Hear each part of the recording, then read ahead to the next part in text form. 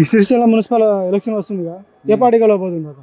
Sircilla municipal election లోపల BRS దాదాపు chairman పదవి దక్కించుకునే ప్రయత్నం లోపల ఉన్నారు.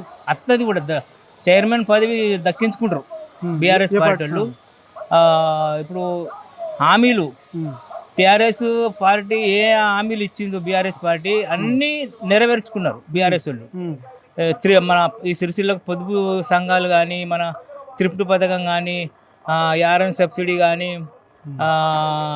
పెన్షన్ 2000 పెన్షన్ కానీ, వాళ్ళు చెప్పిన పథకం ప్రకారంగా అన్ని ఇచ్చిండ్రు.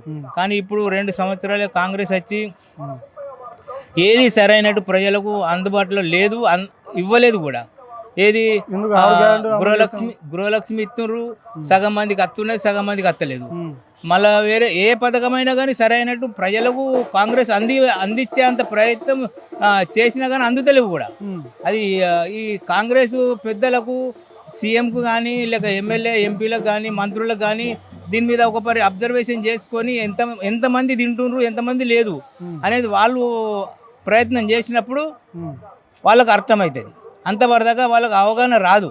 వాళ్ళు సీట్ల మీద కూర్చుండి నేను ఇది ఇచ్చినా అది ఇచ్చినా అని ప్రగల్భాలు పలుకుడే కానీ ప్రజలకు, గరీబ్ వాళ్ళకు, ఎక్దం కూలి పని చేసి బతికేటోళ్ళకు మాత్రము ఇప్పుడు అందే పథకాలల్లో ఏ ఒక్కటో ఏమో అందుతుంది, కానీ అది కూడా అందరికీ అందుతలేదు. కానీ టీఆర్ఎస్ ఈ సిరిసిల్లకు ఆకలి సావులల్లో ఎంతోమంది 100 మంది చచ్చిపోయినప్పుడు ఆదుకున్నది. ఒక రకమైన కొన్ని లక్షల రూపాయలు ఇన్సూరెన్స్గా మిత్తిలేని పైసలు కూడా ప్రజలకు ఇచ్చింది.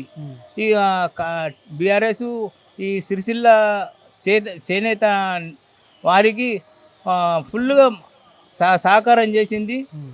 ఇప్పుడు అదే ప్రకారంగా ఏ రకంగా కేటీఆర్ను గెలిపించిండ్రో సిరిసిల్ల ప్రజలు, అదే రకంగా ఈ సిరిసిల్ల కౌన్సిలర్లకు ఎంతమంది నిల్చున్నారో అంతమందిని కూడా సిరిసిల్ల ప్రజలు గెలిపించే ప్రయత్నం మీద ఉన్నారు. ఎలక్షన్లో ఒకసారి కాంగ్రెస్ గెలిపించండి, అభివృద్ధి చేస్తా అన్నాడు. లేదు, ఇప్పుడు సీఎం మీదనే ఏర్పడుతుంది కదా. సీఎం ఏం చేయలేదైతే కౌన్సిలర్ ఏం చేయగలుగుతాడు? సీఎంతోనే పూరా చేయలేడు.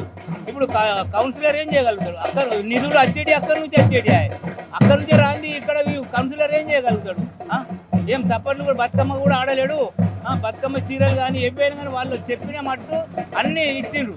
ఇప్పుడు 2 ఏళ్లకు ఈ చేనేత కార్మికునికి ఇందిరమ్మ చీరలు అనేది ఇచ్చిండు. మళ్ళీ దానికి యారన్ సబ్సిడీ లేదు, తిప్పుడు పథకం లేదు. తిప్పుడు పథకం పారాలు నింపుకున్నారు, కానీ ఇదివరకు దాకా దానికి చాలు పెట్టలేదు. తిప్పుడు పథకం పారాలు నింపుకున్నారు. ఇప్పుడు 6 నెలలు 8 నెలలు అవుతుంది, ఇంతవరకు ఆ తిప్పుడు పథకం చాలు చేయలేదు. ఇప్పుడు ఎంతోమంది నేతన్నలు వెనక ముంగట బాగా తగిలి పడుతుండ్రు.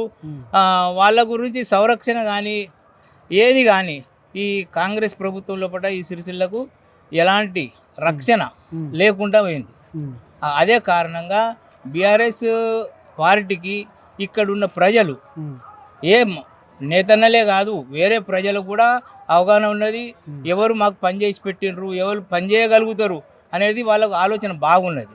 ఆ ఆలోచన మీదనే బీఆర్ఎస్ వాళ్ళకు ఓట్లు బాగా మెజారిటీతో గెలిపించి చైర్మన్ పదవి కూడా ఇప్పించే ప్రయత్నం మీద ఉన్నారు సిరిసిల్ల జనత మొత్తం. కాదు, కేసీఆర్ అభివృద్ధి చేశారని మీరు చెప్తున్నారు, మరి ఎందుకు ఓడగొట్టలేదు?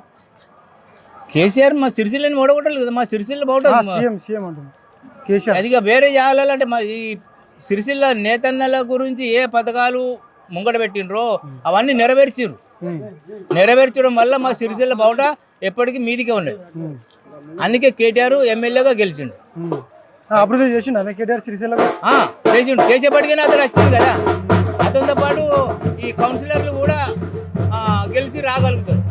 అదైతే నమ్మకం, నాకు 100% నమ్మకం ఉన్నది. ఇప్పుడు సిరిసిల్ల మున్సిపాలిటీలో 39 వార్డులు ఉన్నాయి. 39 ఉన్నాయి. ఎన్ని వార్డులు గెలవబోతుంది? 39 లోపల 22 మీదనే రాగలుగుతుంది. అంత నాకైతే నమ్మకం ఉన్నది. ఆ నమ్మకంతో నేను మాట్లాడుతున్నా. మా 25 లోపల 20 మీద 25 లోపల రాగలుగుతుంది. ఎక్కడికి వెళ్ళకు మన చైర్మన్ సీట్ మాత్రము తీసుకునే ప్రయత్నం మీద ఈ మా కార్యకర్తలు కానీ, చిన్న గరీబు ప్రజలు కానీ ఓట్లేసి గెలిపించే ప్రయత్నం మీదనే ఉన్నారు. అంతకు మించి వేరే దానికి తొంగి చూస్తలేరు. తాగుడు కానీ తినుడు కానీ ఎలాంటి ప్రలోభాలకు లొంగి ఉండలేదు.